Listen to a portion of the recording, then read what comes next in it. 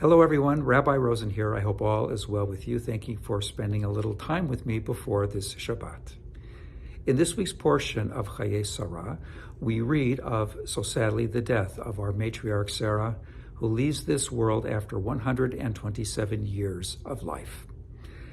Abraham, her husband, takes upon himself the task of finding a suitable burial place for her and finds himself in negotiations with a man known as Ephron the Hittite. Abraham describes himself in a very important and special way to Ephron. He says, Ger v'toshav anochi imachem. The translation usually reads, I am a resident alien amongst you, but broken down into its significant special parts, the phrase Ger v'toshav really means I am both a stranger and a resident in your midst. It's an interesting phrase, a resident, but at the same time, a stranger amongst you. I think that this phrase captures a lot about our lives, both as a people, as well as individuals. Ger v'toshav, I am a stranger, at the same time trying to be a resident amongst you. Immigrants in many respects feel this, and I think Jews have felt this throughout our experience in many countries, including the United States. How much are we truly at home in this country? We know its history, we're good citizens, we vote, we are conversant in the native language of the country, English, and in so many respects, this is home. But every once in a while, with a spike in anti-Semitism, such as we have experienced, we feel a little differently, we're on edge, we may even wonder just how much are we at home?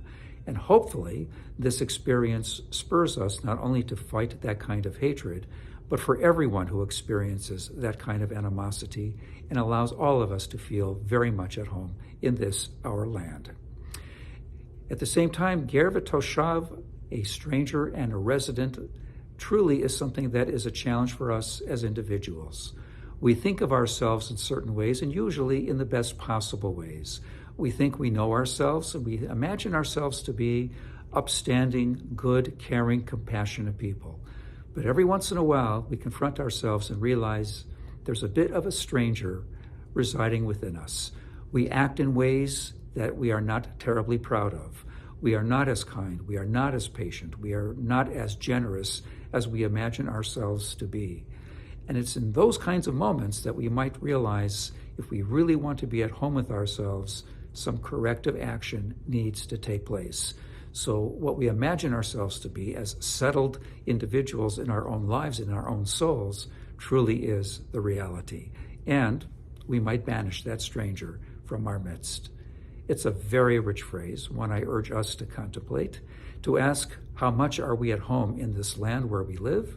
How much are we at home with ourselves? And what might we do to become ever more comfortable in our own skin and with our own souls? Thank you so much for the time.